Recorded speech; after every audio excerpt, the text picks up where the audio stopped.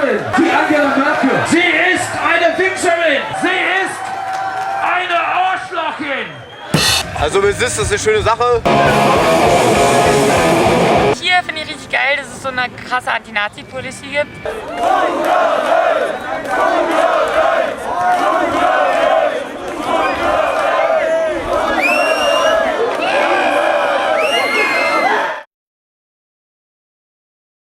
Ich bin der Wahrschauermän. Ich bin der Wahrschauermän. Ich bin der Wahrschauermän.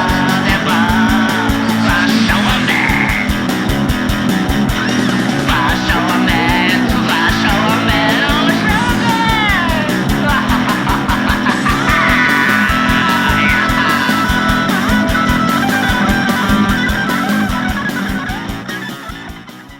Hello everybody! Tonight we're at SO36 together with one of the most famous person ever. It's Monkey from the ADICTS. Yes, and who are you? Well, I'm the Wahschauermän. Okay, well I have some laundry that needs to be done. Yeah, maybe you can give it to me later. Yeah, we wear a lot of white.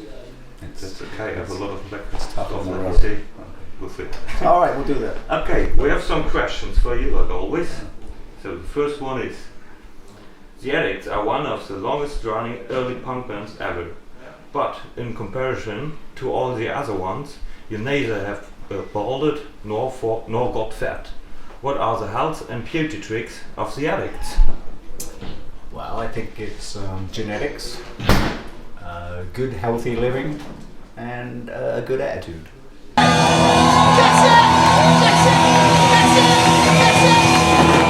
Your very first EP, Out to Lunch with ADICTS, has just been reissued, an example bootlegged.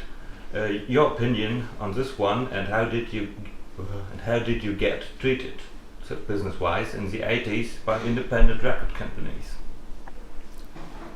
Well, first of all, yes, the EP has obviously nothing to do with us. And there's some things you just really can't control. I mean, it's going to happen, so you kind of just have to roll with it sometimes. And business, we've never been real good businessmen. We're, artists. Don't really pay enough attention to the business, so hasn't always gone as well as it could. But we're still here. Not rich, not famous, like you say, but still happy, having a good time. So,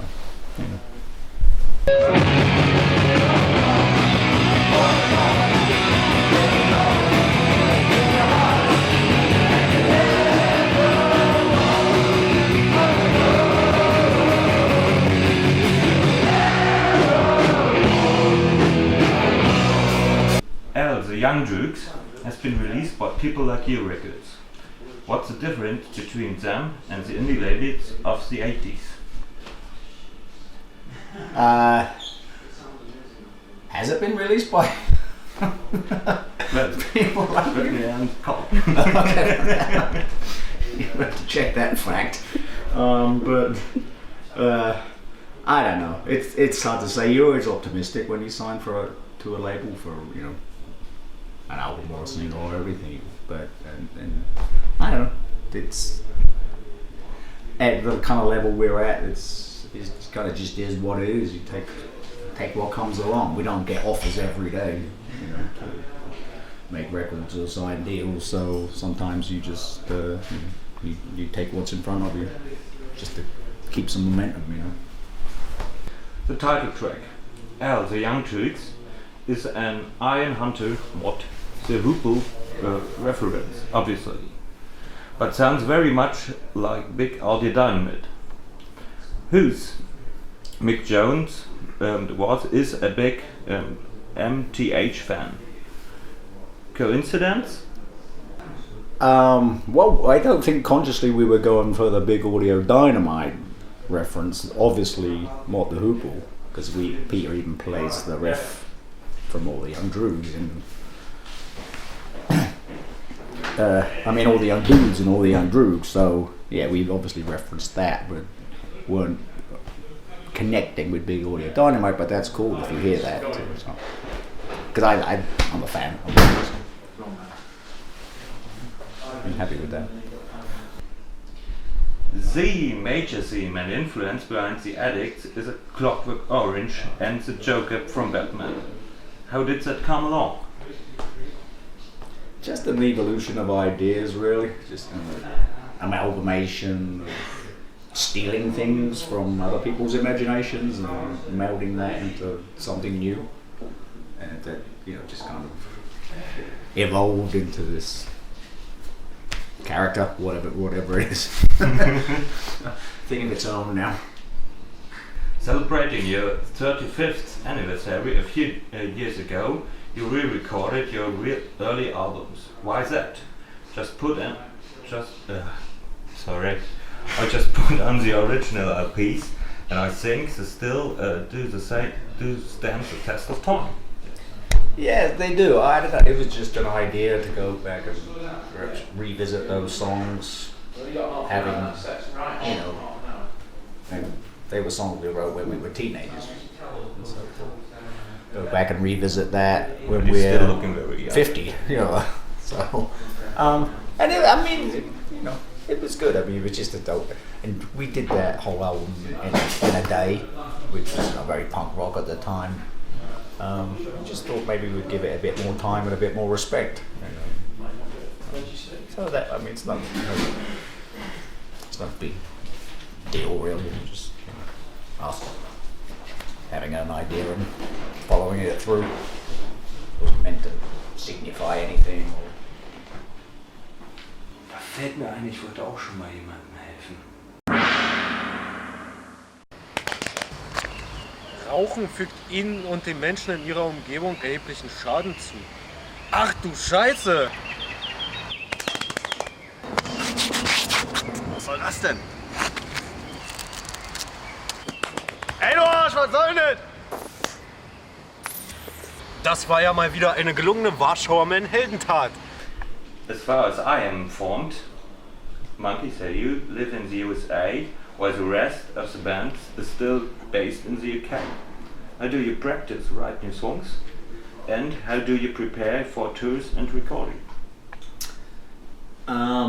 Well, with the current lineup, actually Pete and myself both live in California. Ah. Kid and Scruff are in Ipswich, or close to Ipswich. Kid lives in Felixstowe, just outside. And Shahan, that's playing bass tonight, lives in Madrid. He's originally from California too, but he lives in Madrid now, so we're spread far and wide, so we don't really practice.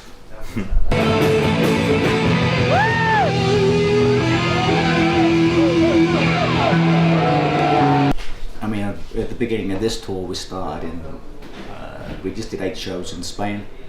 So we started there, we just fly in, and first sound check is rehearsal.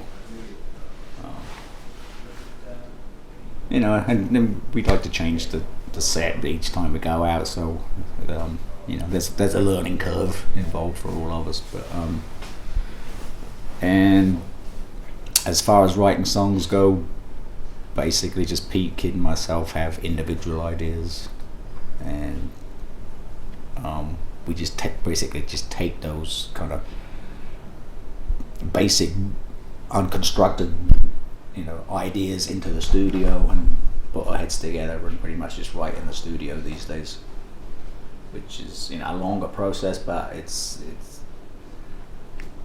more stimulating because you go in with a blank page pretty much, and then a week, 2 weeks later you have an album that you don't know where it came from. So it's a good way to get the creative juices flowing. Just puts a little pressure on us, and I think you need that in life, just to kick. You need something that motivates you to reach for greatness. Or do laundry, whichever is your calling. Yeah. As an expat, compare living in the USA to Ipswich, your hometown. But it's quite difficult with it because the life I had in California is very different from the one I had in Ipswich. Over there, I'm married. I had kids before I was, just running around, guy in a band kind of thing. So my lifestyle has changed, but it's difficult to compare Southern California to Suffolk. Just very, very different. But both great in their own way, but not really comparable. But I love both. Is there something of punk scene in Ipswich? If any bands or venues you would like to recommend? Yeah, I'm not really up too much on the scene as such. I haven't lived in Ipswich for 20 years, so I don't really know too much about what goes on. It's always been a good kind of rock and roll town. It's not a flashy place. It's not a lot of money. But it's always had a good music route to it, even like through the 60s and 70s and us, and there have been other bands that have come out of Ipswich, like Extreme Noise Terror or The Stupids or Cradle of Filth are from around that area, and different genres. There's been some little kid pop stars, I can't remember the guy's name, but he did pretty well from around there, and there's still bands involved, and then there's still a scene that's the Cyanide Pills just played at Ipswich last week or something. And they had a good time.